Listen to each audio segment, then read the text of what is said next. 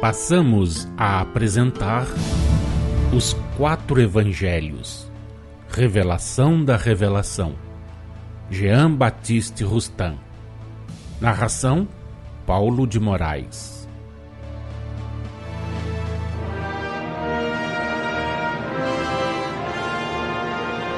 Do ponto de vista humano, que é o em que a Igreja se coloca, da significação que ela atribui ao termo água, nas palavras de Jesus a Nicodemos, pretendendo que signifique um renascimento por meio do batismo da água, o sentido daquelas palavras não pode ser determinado senão pela razão e pelo objetivo desse batismo, buscando-se essa razão e esse objetivo ou na purificação judaica, que consistia na ablução do corpo para o purificar, pois todo o corpo que vinha ao mundo era lavado para se expungir de suas impurezas materiais, ou no batismo que João Batista administrava sob um aspecto emblemático, o da purificação da carne pela ablução do corpo, como preparatória da purificação do espírito. Sendo o batismo de água que João Batista ministrava a seus discípulos a purificação do corpo pela ablução, e sendo como batismo de penitência, preparatório do batismo do Espírito Santo, ele significava purificar-se o homem de corpo e de inteligência. Assim, pois, nascer da água e do Espírito Santo, é purificar-se de corpo e de inteligência. Ora, o corpo não recebia mais que um único batismo d'água, quer quando a criança era levada ao templo para a purificação judaica, quer quando era João quem batizava, como não recebe hoje da Igreja senão um só batismo. Portanto, para renascer pela água ou da água, isto é, para se purificar novamente de corpo, preciso era que o corpo se renovasse, como preciso é hoje que se renove.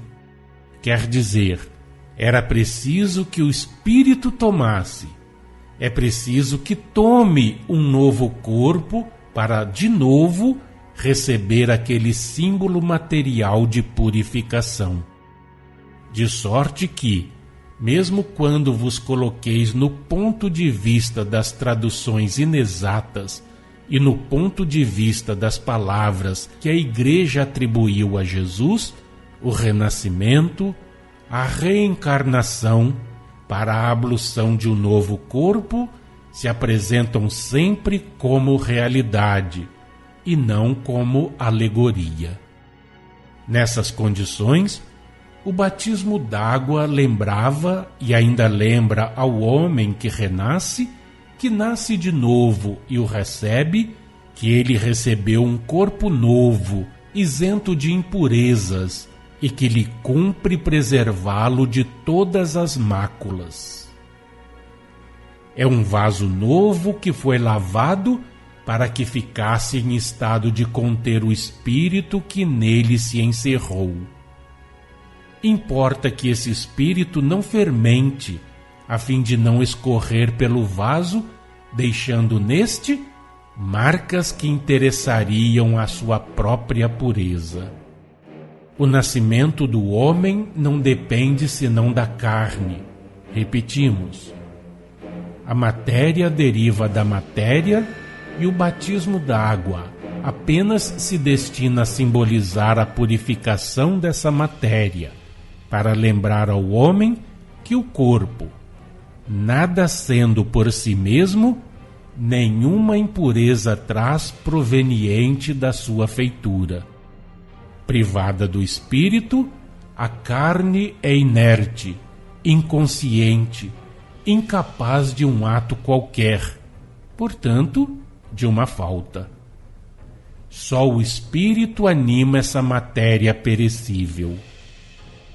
O espírito que é nascido do espírito, isto é, que emana, também o repetimos, que emana da inteligência suprema que rege todas as coisas, que nenhuma afinidade tem com a matéria, não pode ser batizado senão com o espírito, o que vale dizer, esclarecido de inteligência, auxiliado pelo Espírito Santo, ou seja, pelos bons espíritos que o cercam e que constituem para ele uma como emanação da divindade, pois que são os submissos instrumentos desta. À Igreja e a seus doutores em teologia, que tomam por alegoria e não por uma realidade as palavras de Jesus a Nicodemos, que não admitem tenha o espírito mais de uma existência na terra, que repelem a lei de renascimento, de reencarnação, pedi que, sem esta, expliquem e tornem compreensíveis as seguintes palavras do Mestre a seus discípulos, falando-lhes do fim do mundo, dos sucessos que o assinalarão. Em verdade vos digo que não passará esta geração sem que tudo isso aconteça. Palavras pelas quais ele proclamava que dentre os daquela geração a quem se dirigia, alguns estariam vivos na terra pela época do fim do mundo.